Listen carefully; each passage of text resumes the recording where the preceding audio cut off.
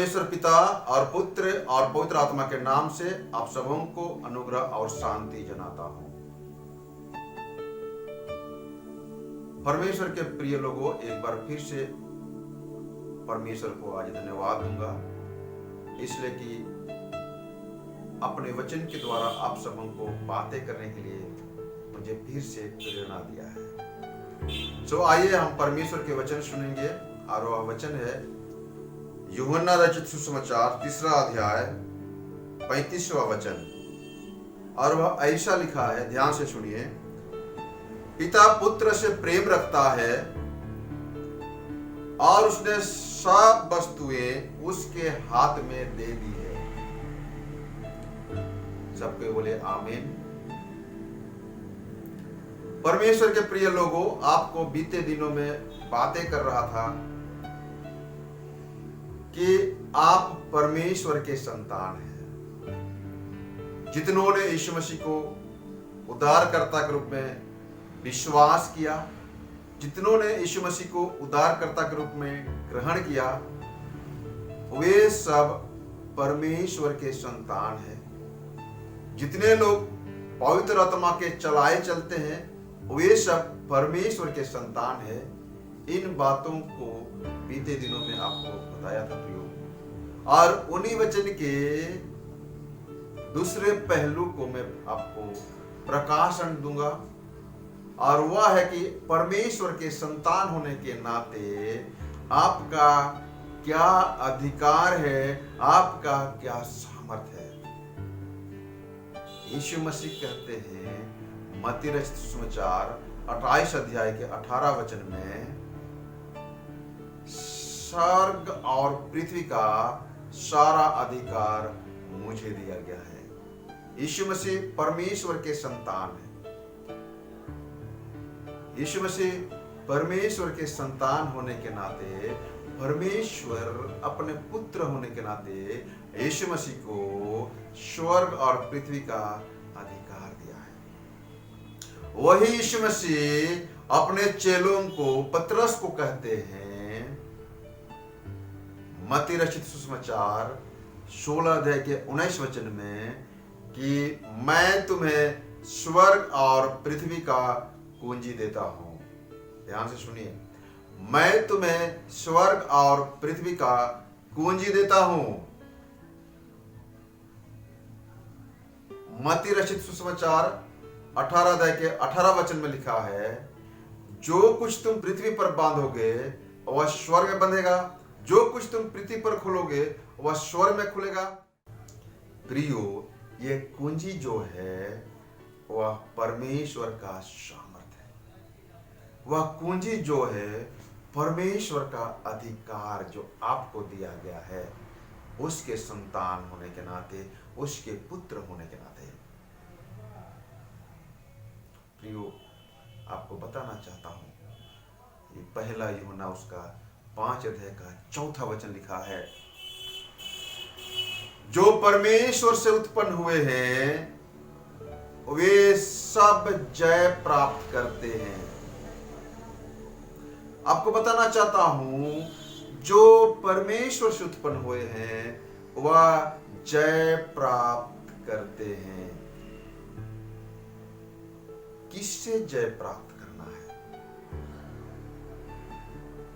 हमारी लड़ाई किससे है? हम किससे जय प्राप्त करें? आपको बताना चाहूंगा प्रियो, रोमियो की पत्री 8वां अध्याय उसका 37वां वचन हम लोग खोलेंगे, और वहां पर ऐसा लिखा है, मैं निश्चय हूं, ना मृत्यु, ना जीवन, ना स्वर्गदूत, ना प्रधानताएं, ना वर्तमान, ना भविष्य, ना सामर्थ, ना ऊंचाई, ना गहराई, ना कोई इस सृष्टि हमें परमेश्वर के प्रेम से, देखिए, जितने भी परिस्थिति आपके सामने घिरे हुए हैं, यहां पर मृत्यु, यहां पर जीवन, यहां पर स्वर्गदूत, यहां पर प्रधानताएं, यहां पर वर्तमान या भविष्य, यहां पर अकाल है, मरी है, महामरी है, यहां पर बीमारी है, श्राप है, पाप है, जो हमारे चारों ओर घिरे हुए पाप से भरा हुआ परिवेश है, अशुद्ध आत्माएं, अशुद्ध बोली वचन, अशुद्ध खाने पीने, अशुद्ध काम धंधे करने वाले परिस्थितियों से घिरे हुए हैं, जो आपको परमेश्वर के संतान होने का, परमेश्वर के परिवार का सदस्य होने का जो अधिकार मिला है, उससे अलग कर सकते हैं। पाप जैसे आदम और हवा को परमेश्वर से अलग किया था, वैसे ही आपको भी परमेश्वर के संतान होने का जो अधिकार है, जो सामर्थ है, उससे अलग कर सकता है आपका पाप। आपके चारों ओर घिरे हुए पाप का परिवेश आपको परमेश्वर की उपस्थिति से, परमेश्वर के परिवार से, परमेश्वर के संगति से आपको अलग कर सकता है।